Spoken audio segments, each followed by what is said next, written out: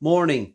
It's February the 15th, and I wanted to do an updated video on our sweet potatoes that we planted on the 5th of February in these 4 containers. These were our sweet potato that we planted last year, and these were the ones left over that we saved to start as seed potatoes this year for our slips. So what we did was we took milk jugs and we put holes in the bottom of the milk jugs. Let me slide this back a little bit so we don't. There we go. We put holes in, cut the milk jugs off, put holes in the bottom of it, put potting mix inside here, and then we moistened it real heavy with filtered water. I usually use rainwater, but we didn't have any at the time, so I used filtered water. And then I took our seed potatoes, our sweet potatoes that we grew last year that we had left over, and I mashed them about halfway down inside the potting mix. And then I covered the top layer of that with play sand. And that keeps the fungus gnats from colonizing the top of this mix, so we don't get a fungus gnat infestation. I've done this for several years, and I've noticed if I don't put this play sand on here, by the time around April gets here and it starts warming up, we start having fungus gnat issues. So if you want to stop your fungus gnats, get you some silica sand, some play sand. It's $5 for a 50-pound bag at Lowe's or Menards. But we took these 4, you can see here, and just laid them halfway down in there, put the play sand around it, and 5 days ago I noticed these things started sprouting out. Get it up to the camera, get you a close-up. You can see that. Now I have videos in my playlist of how I do these things when they get bigger. I'll let these slips get pretty tall, and then when they start getting up into my lights, I'll cut those slips off and leave a piece hanging on the potato. And then I'll take that and put it in a glass of water and stick that under lights. And usually within a week to 2 weeks, those root, and then I can plant them in cups, because we can't take anything outside that's a warm crop here in central Indiana till around Mother's Day. And that's how I do it. That's how I'll root them. I'll make more videos in the future, but I just wanted to do an updated video. These were put in here on the 5th, so 5 days ago they sprouted out above ground, and so it's taken about, today's the 15th, so around 35, 36 days, and one of these potatoes are already sprouting, so that's a good sign.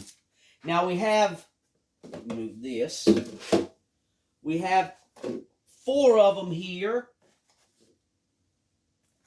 and all 4 of these potatoes are still nice and hard to the touch.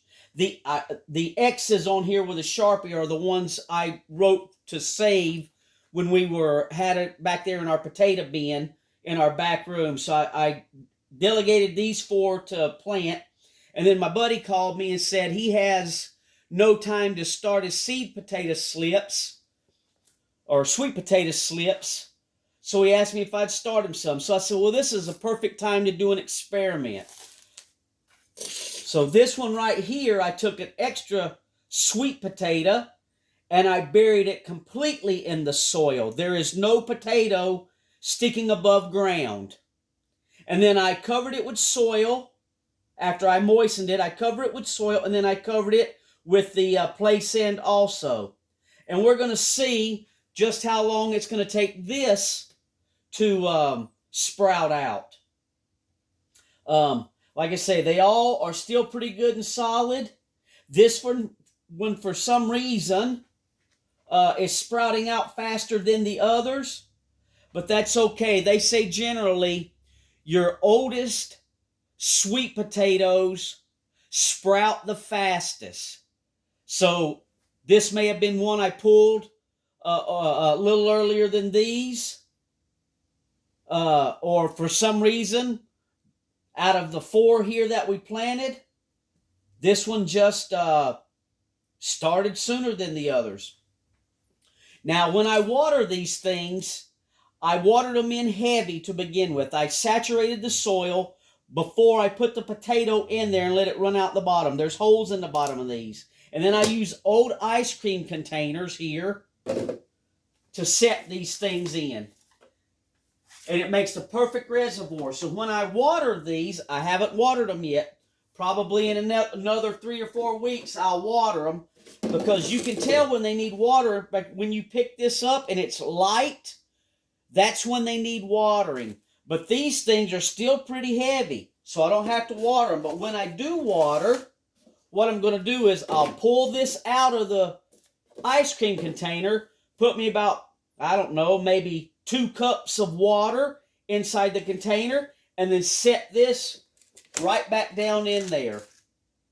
And since I'm using potting mix, it will wick all of that water up into the bottom of the pot. And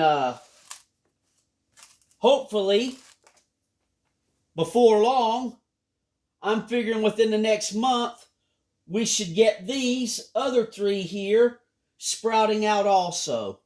Now, once I got them watered in and the seed potatoes, or sweet potatoes, which are seed potatoes, I guess, for the slips, put in here, I put them instantly in the back under our grow light. So they've been in the grow light, and they say from the videos I've watched and on the sweet potato forums that I've been on online, that it takes the soil to get to about 65 to 70 degrees before your sweet potatoes will start sprouting above ground. And I always, when I first started doing this, I would take a cup of water and the toothpicks and stick the sweet potato in there, and it would take sometimes, even in the warmer months, up to 2 months, sometimes 3 months before I got them to where they were even coming out of the potatoes. And then you have to keep changing the water. And if that works for you, then by all means do it. I don't like doing that. I find it far easier just to put them in a pot with some potting mix, water it in real heavy, and just lay them there and put them under the light, and you don't have to do nothing else to them. And that works for me. Some guys on the internet say bury the whole potato. It works better for them to do it that way. I don't know. I've never buried the whole potato until my buddy called me and said, well, start me some. So I grabbed another potato and I put in here, and it was a perfect time to do a little experiment. So we've got them dated on when they were put in the soil or the potting mix. And as you can see here, 35, 36 days later, they're already above ground and sprouting. So hopefully within the next month, we'll get these to sprout. And then we'll start getting some growth on these to the point of I can start cutting them and rooting them. And what I do then is I get as many as I can get. We plant the best out of them, and then I give them to my neighbors on both sides of my home. I have neighbors down the road. I give them slips every year. My friend who lives several miles down the road, who buys my strawberry plants from me, he asked me for some, so I started these for him. So we try to help our community out. That's what it's all about. That's why I do these gardening videos, to try to show people that in today's times, when it's such a struggle to make ends meet, you can do something simple like an old ice cream container, a milk jug, and some potting mix, and a sweet potato, and grow your own food.